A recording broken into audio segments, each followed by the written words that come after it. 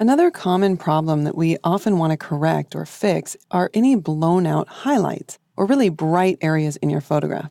The problem is that as we walk around the world and we look at different things, our eyes can adjust to areas that are lighter or darker. So, say for example, when we walk into a dark room, our eyes adjust so that we can see into the darker areas. Likewise, when we walk outdoors on a sunny day, our eyes adjust quickly for the brighter light. Now, the difference between the brightest values and the darkest values in an image, we're going to call that the dynamic range. And in fact, we also call that the dynamic range of the scene when we're visually looking at anything. And while our eyes are really good at adapting to different scenes, the camera isn't as good at adapting on the fly. Now, the camera, of course, can adapt in one way. When you're photographing in low light, like at night, you can change the ISO of your camera. You can make it higher so that the sensor is more sensitive. If you photograph in the day, you need to change that ISO down so that it's not as sensitive. But the problem occurs when there's a lot of contrast in the scene, like we're seeing with this image of the church. So let's go ahead and open this using Command R or Control R to open it in Camera Raw. Essentially, on some days when it's brightly lit, there's going to become a point where there's too great of a dynamic range for the camera to capture. So it won't be able to capture all of the shadow area in an image and also all of the highlights at the same time. Now, this image is probably more extreme than the ones that you will deal with. It's obviously quite overexposed, I would say probably by at least 2 stops. So we're going to want to fix that, and we're going to need to bring back the information in the highlight area. Now, in order to see what we're doing, I'm going to toggle on the clipping warning for our highlights by clicking on the triangle here in the upper right of the histogram, or we can do this by tapping the O key. I remember that because it's overexposed. Likewise, we could toggle on the clipping warnings for the shadow areas. We do that by tapping the U key for underexposed, but I'm actually going to leave those off for right now. We're going to focus on the highlights.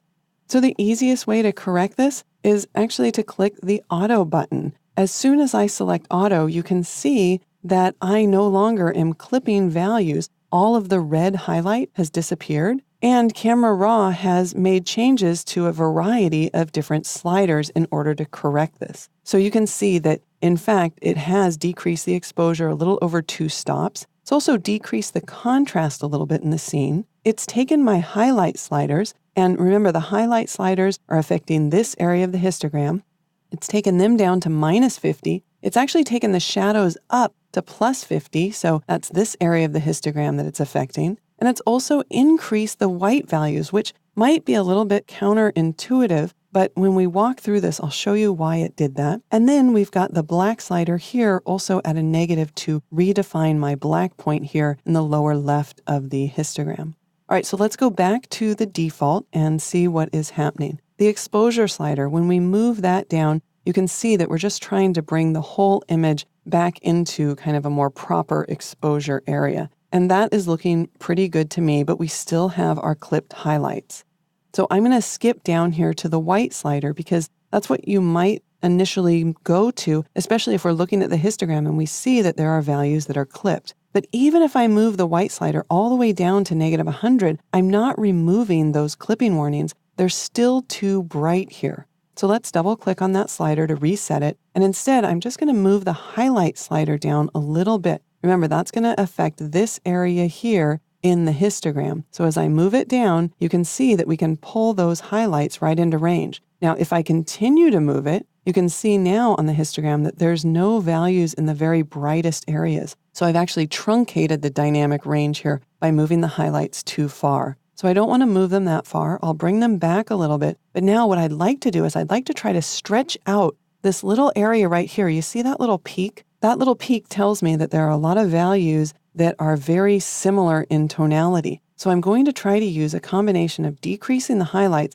and then actually increasing the whites to just stretch out that little area to see if I can bring back or introduce a little bit of detail by increasing the area here on the histogram that this little area falls over. I'm actually just trying to stretch that out a bit. So you can see that sometimes it's not just as easy as using your white slider here to decrease the white point in your image, you might need to use that in a combination with your highlight slider, especially if we're talking about an image here that is so off in exposure that we actually have to decrease the overall exposure by over 2 stops.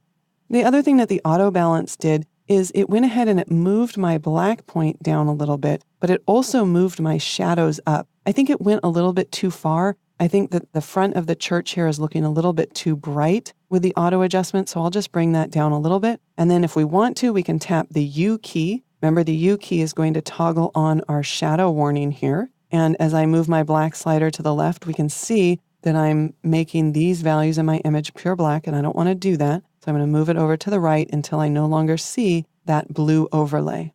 So I would suggest that as you come into an image like this, if you're not sure what to do, go ahead and click on the auto option and then refine these sliders now that you know what they do in order to make the image look like you want it to in the preview area.